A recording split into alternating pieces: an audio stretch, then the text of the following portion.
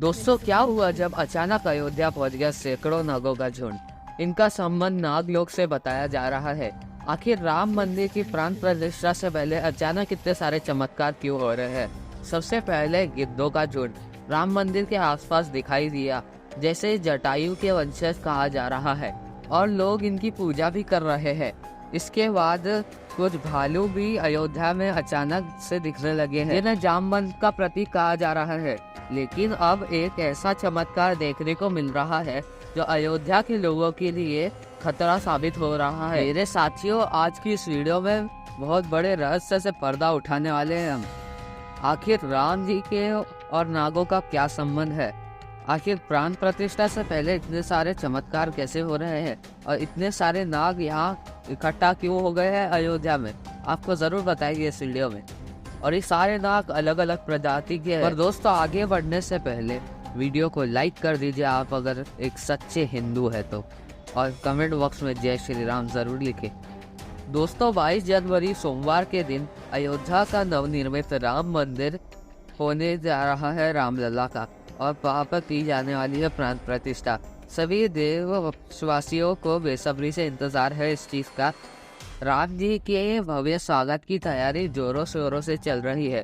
दोस्तों, यह तारीख कोई आम तारीख नहीं है, बल्कि इसके पीछे बहुत ही खास महत्व छिपा हुआ है। आखिर राम मंदिर की प्राण प्रतिष्ठा के लिए 22 जनवरी का समय ही क्यों चुना गया? इसके पीछे का रहस्य जानकर आपके होश उड़ जाएंगे। दोस्तों, त्रेता युग में प्रभु श्री राम का जन्म अभिजीत मुहूर्त में हुआ था। 22 जनवरी सोमवार के दिन मृगशीर्ष नक्षत्र में अभिजीत मुहूर्त का संयोग बन रहा है। यही कारण है कि इस स्थिति में रामलला की प्राण प्रतिष्ठा के लिए चुना गया है। साथ ही यह भी माना जा रहा है कि शुभ मुहूर्त में रामलला की प्राण प्रतिष्ठा करने से प्रभु श्री राम सदैव की मूर्ति हमेशा अंदर विराजमान रहेगी। और जैसे जैसे प्राण प्रतिष्ठा का दिन नज़दीक आ रहा है, वैसे वैसे अलग अलग प्रजाति के प्राणी वहां पहुंच रहे हैं, और अयोध्या में अलग अलग प्रजाति के प्राणी प्रकट हो रहे हैं, और ऐसे कई चमत्कार दिख रहे हैं अयोध्या नगरी में। और ये जो नया चमत्कार दिख रहा है, इससे लोगों के लिए खतरा बहुत ज़्यादा बढ़ गया है। लेकिन गिद्धों और भालुओं का संबंध तो प्रभु श्री राम से समझ आता है, पर रामायण में भी दिखाई देता है। पर इन नागों का श्री राम से क्या संबंध है? आज की इस वीडियो में इस रहस्य से पर्दा उठाने वाले हैं। दोस्तों, चौंकाने वाली बात यह है कि इनमें जो प्रजाति के नाग है वो अलग अलग क्षेत्रों में कई बार निकल रहे हैं, जिनका संबंध वासुकी और कक्षक नाग से है। ऐसा कहा जा रहा है कि प्रभु श्री राम के भाई लक्ष्मण साक्षात अनंत शेष नाग का रूप है, और वासुकी नाग, कक्षक नाग और शेष नाग तीनों आपस में भाई है, जिसमें और वासुकी नाग पाताल में निवास करते हैं, शेष नाग वैकुंठ में निवास करते हैं और भगवान विष्णु की सेवा करते हैं। तो अंदाजा लगाया जा रहा है कि प्रभु श्री राम अपने भाई लक्ष्मण यानी शेष नाग और माता सीता के साथ अयोध्या धाम पहुंच रहे हैं। तो शेष नाग ने दोनों भाई पाताल में उनके बाद बार बार प्रकट हो रहे हैं।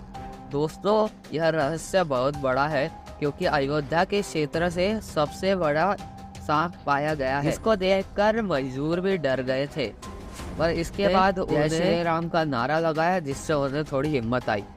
लेकिन दोस्तों, प्रभु श्री राम का नागलोक के साथ क्या संबंध है, वो सच्चाई जानकर आपके पैरों तले जमीन फिसल जाएगी, क्योंकि यह घटनाक्रम को मल्टीवर्स के साथ जोड़कर देखा जा रहा है। जैसे हिंदी में सृष्टि चक्र कहा जाता है, कि सच्चाई जानकर मल्टीवर्स आपके भी रोंगटे खड़े हो जाएंगे। दोस्तों, जिस संसार में हम रहते हैं उसे सृष्टि के विनाश चक्र से गुजरती है। इस संसार में प्रति सृष्टि चक्र को एक कल्प कहा जाता है। हर कल्प के 4 युग और 4 भाग होते हैं। दूसरे भाग या त्रेता युग में राम का अयोध्या में जन्म हुआ था, और रामायण करके फिर से वह वैकुंठ धाम लौट जाते हैं। यानी अगर आप अपना जीवन यापन कर रहे हैं तो आपके घटनाक्रम के साथ वही बराबर किसी और यूनिवर्स या कल्प में आपके रूप के साथ पुनः होने वाली या फिर हो चुकी आगे मल्टीवर्स की सच्चाई को साबित करने के लिए एक ऐसी पौराणिक घटना है जो आपको बताएंगे, जिसे जानने के बाद आपको मल्टीवर्स की सच्चाई पर यकीन होने लगेगा। दोस्तों, इस दुनिया में 3 विद्वानों ने मल्टीवर्स के बारे में दिखाने की कोशिश की है, और उनमें से जिन्हें टाइम ट्रैवल करने की इजाज़त दी गई है, जिसमें पहले है वासुकी नाग, दूसरे है तक्षक नाग और तीसरे है काकभूषुंडी। तक्षक दोस्तों वासुकी नाग के बारे में आपको बता चुके हैं, लेकिन सवाल उठता है कि आखिर काकभूषुंडी कौन है और आखिर इन्हें प्रभु श्री राम ने अमर कैसे बनाया है। वेदों और पुराणों के अनुसार काकभूषुंडी 11 रामायण और 16 महाभारत देखी है। वह कलें के शाश्वत रूप में जीवित रहते हैं। भगवान राम ने काकभूषुंडी को अमर बनाया था। मेरे साथियों, कोई के रूप में अपने एक जन्म के मुलाकात बालक राम से हुई थी। प्रभु खेल रहे थे और उसने उनको पकड़ने की कोशिश की थी, और समय आने पर काकभूषुंडी को भगवान के मुख से दर्शन हो गए। मुख में बालक राम के गंगा और ब्रह्मांड को देखने के बाद काकभूषुंडी ने भगवान राम से दूर उड़ना बंद कर दिया।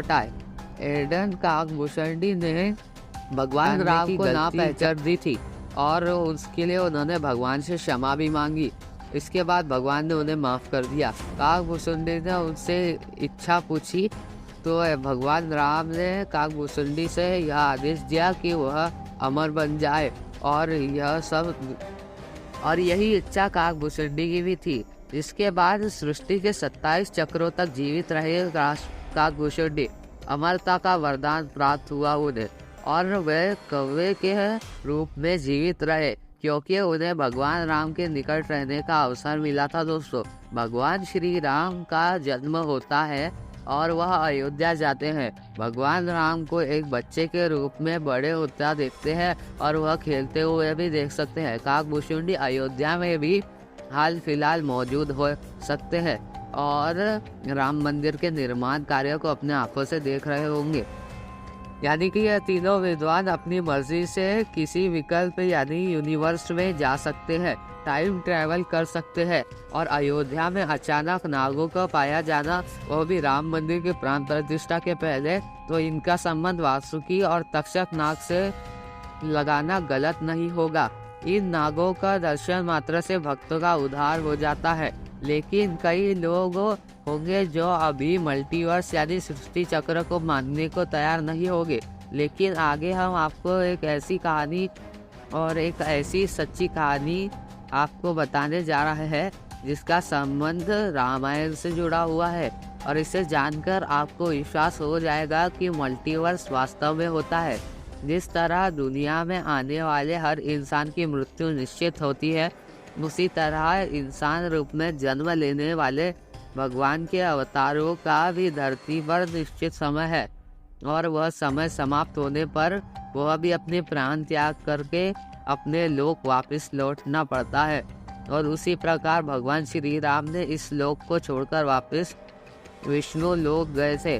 भगवान श्री राम की मृत्यु में सबसे बड़ी बाधा उनके प्रिय भक्त हनुमान थे, क्योंकि हनुमान के होते हुए यम की इतनी हिम्मत नहीं थी कि वह राम के पास पहुंच सके। लेकिन स्वयं श्री राम ने इसका जो हल निकाला वह मल्टीवर्स यानी सृष्टि चक्र के साथ जुड़ा हुआ है। तो एक मेरे साथ जी पृथ्वी से वैकुंठ धाम का समय हो गया था। वह जानते थे कि जन्म लेता है उसे मरना तय है। उन्होंने कहा कि यम को मुंह तक आने दो, मेरे लिए वैकुंठ के स्वर्गीय धाम जाने का समय आ गया है।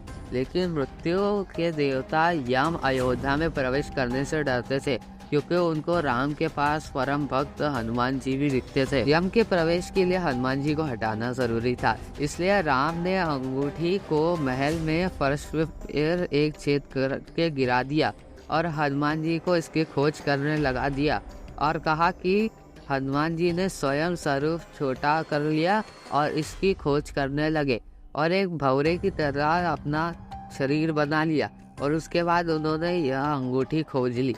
पर तब तक हनुमान जी यहाँ पहुँचते तब तक श्री राम वैकुंठ धाम जा चुके थे और हनुमान जी ने यह अंगूठी नागलोक के माध्यम से ढूंढी थी और यह काम भूसे में सुई ढूंढने जितना मुश्किल था। अंगूठी जो उन्होंने उठाई थी वह भी राम की ही अंगूठी थी। वास्तव में वह सारी अंगूठी उस ढेर में ही थी और अब ऐसे ही थी जैसे नाग भले जिससे संसार हम रहते हैं वह शुरू भी होता है और प्रलय के साथ उसका अंत भी हो जाता है। प्रत्येक कल्प में चारों युग आते हैं जिसे समाप्त भी हो जाता है और यह कहानी मल्टीवर्स का सबसे अच्छा एग्जाम्पल है। और श्री राम जी का यह तरीका ही एकलौता मार्ग था जिसे हनुमान जी को समझाया जा सकता था। श्री राम कहते हैं कि मृत्यु को आने से रोका नहीं जा सकता एंड राम मृत्यु को प्राप्त हो गए संसार समाप्त हो जाएगा, लेकिन हमेशा इस तरह संसार पुनः बनता है और राम भी पुनर्जन्म लेते हैं और यह घटना फिर से रिपीट होती है। उसके बाद श्री राम सरयू नदी में समाहित हो गए और पूरी अयोध्या भी सरयू नदी में समाहित हो गई।